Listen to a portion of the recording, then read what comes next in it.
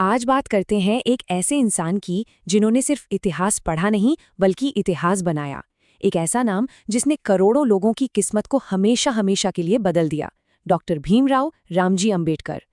तो इस सफर की शुरुआत करते हैं अंबेडकर के ही कहे इन जबरदस्त शब्दों से जो उन्होंने महात्मा गांधी से कहे थे। जानते हैं, ये एक लाइन, बस एक लाइन उनके पूरे जीवन के संघर्ष को, उनके मिशन को हमारे सामने रख देती है। कहानी हमें ले जाती है साल 1901 में। सोचिए, एक 10 साल का बच्चा अपने भाई बहनों के साथ एक रेलवे स्टेशन पर अकेला खड़ा है, फंसा हुआ है। ये वो एक दिन था, वो एक अनुभव था जो उनकी जिंदगी की दिशा तय करने वाला था। उनके मिशन को समझने के लिए हमें उनके बचपन में झांकना होगा, देखना होगा कि वो कौन सा गहरा भेदभाव था जिसका सामना उन्हें इतनी छोटी उम्र से करना पड़ रहा था। तो उस स्टेशन पर हुआ क्या था? हुआ ये कि स्टेशन मास्टर पहले तो बड़े प्यार से बात कर रहा था, लेकिन जैसे ही उसे पता चला कि ये बच्चे महार जाति के हैं जिन्हें अछूत माना जाता था, बस उसका पूरा बर्ताव एक पल में बदल गया। वो पीछे हट गया। बैलगाड़ी चलाने वालों ने भी उन्हें अपनी गाड़ी में बिठाने से साफ मना कर दिया। और ये कोई एक दिन की बात नहीं थी, स्कूल में तो ये रोज की हकीकत थी। सोचिए जरा, एक बच्चा, उसे अपनी बोरी खुद लानी पड़ती थी, सबसे अलग बैठने के लिए। यहाँ तक कि स्कूल का सफाई कर्मचारी भी उस बोरी को हाथ नहीं लगाता था। और पानी पीना भी एक सजा जैसा था। वो खुद घड़े को नहीं छू सकते थे। कोई चपरासी ऊंचाई से उनके हाथों में पानी डालता था, और अगर कभी वो चपरासी नहीं आया तो वो छोटा बच्चा पूरा दिन प्यासा रह जाता था। मतलब एक तरफ समाज का ये जुल्म और दूसरी तरफ जिंदगी के अपने दुख। जब वो सिर्फ 6 साल के थे, उनकी माँ का देहांत हो गया और कुछ ही साल बाद पिता का साया भी सर से उड़ गया। इन मुश्किलों ने उन्हें उम्र से कई ज्यादा बड़ा बना दिया था। लेकिन कहते हैं ना, हर अंधेरी रात के बाद सुबह होती है। इस सब के बीच उम्मीद की एक किरण भी थी। उनके एक टीचर कृष्ण केशव अंबेडकर, जो खुद ब्राह्मण थे, उन्होंने समाज के नियमों की परवाह नहीं की। उन्होंने उस बच्चे की काबिलियत को पहचाना और प्यार से उसे अपना सरनेम अंबेडकर दे दिया। अब यहाँ से कहानी एक जबरदस्त मोड़ लेती है। अंबेडकर को ये समझ आ गया था कि अगर इन सामाजिक जंजीरों को तोड़ना है तो उसका एक ही और सबसे शक्तिशाली हथियार है, और वो था शिक्षा। जिंदगी में एक ऐसा पल आता है जो सब कुछ बदल देता है। उनके लिए वो पल था जब हताशा में उन्होंने अपनी चाची के पैसे चुराने की कोशिश की। उस पल की शर्मिंदगी ने अंदर एक आग जला दी, एक जिद पैदा कर दी कि पढ़ाई करके इतना बड़ा बनना है, इतना काबिल बनना है कि कोई जात पूछने की हिम्मत ही ना करे। और फिर उन्होंने जो कर दिखाया वो किसी चमत्कार से कम नहीं था। बड़ौदा के महाराजा से स्कॉलरशिप मिली, और फिर देखिए जरा ये सफर। बॉम्बे यूनिवर्सिटी, फिर अमेरिका की Columbia university, London school of economics, डिग्रियों की झड़ी लगा दी। उस जमाने में उनके समाज से आने वाले किसी इंसान के लिए ये सोचना भी नामुमकिन था। और कोलंबिया में जाकर उन्हें पहली बार एहसास हुआ कि आज़ादी क्या होती है, बराबरी क्या होती है। वहाँ कोई उनकी जाति नहीं पूछता था। वहाँ उनकी पहचान थी उनका दिमाग, उनकी काबिलियत। इस अनुभव ने उनकी पूरी सोच को बदल कर रख दिया।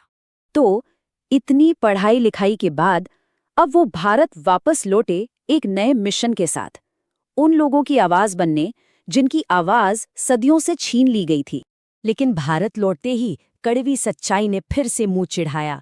सोचिए, दुनिया की टॉप यूनिवर्सिटी से पढ़कर आए हैं, बड़ौदा में मिलिट्री सेक्रेटरी जैसी बड़ी पोस्ट मिली है, पर क्या फर्क पड़ा? कुछ नहीं। ऑफिस के लोग फाइलें फेंक कर देते थे, उन्हें पानी तक नहीं मिलता था।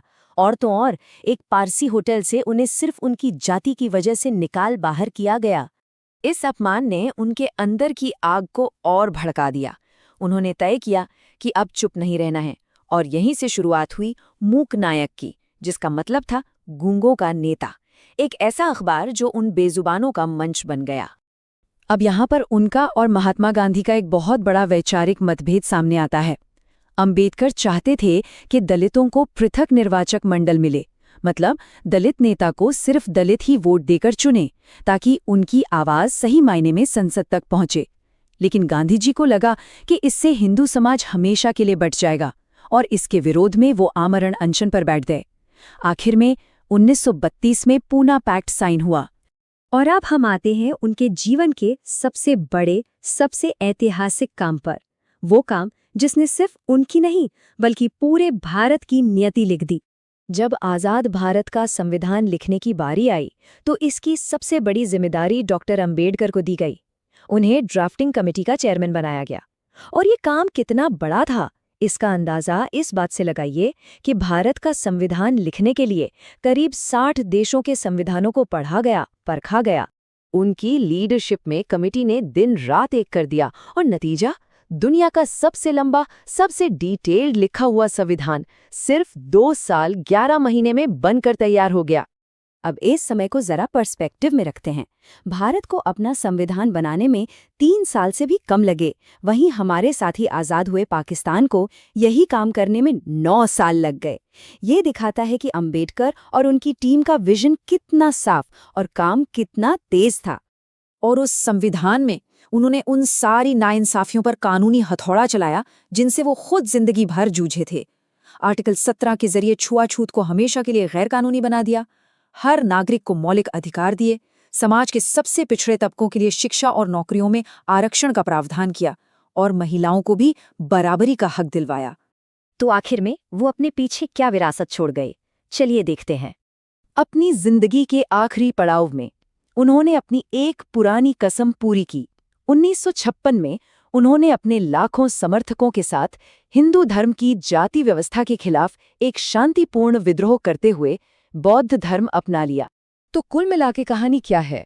कहानी ये है कि डॉक्टर अंबेडकर ने अपनी जिंदगी में झेले हर दर्द, हर अपमान को एक ऐसी ताकत में बदल दिया जिसने पूरे देश के लिए एक सुरक्षा कवच बना दिया। आज भारत का संविधान हर नागरिक के लिए एक ढाल की तरह खड़ा है। ये पक्का करता है कि जो नाइंसाफी उन्होंने सही, वो कानूनी तौर पर किसी और के साथ कभी ना हो। तो ये कहानी हमें सोचने पर मजबूर करती है कि कैसे एक इंसान का जीवन, जिससे अन्याय की आग में तपाया गया हो, करोड़ों लोगों के लिए न्याय की परिभाषा को ही फिर से लिख सकता है। यही है डॉक्टर अंबेडकर की असाधारण यात्रा का सार।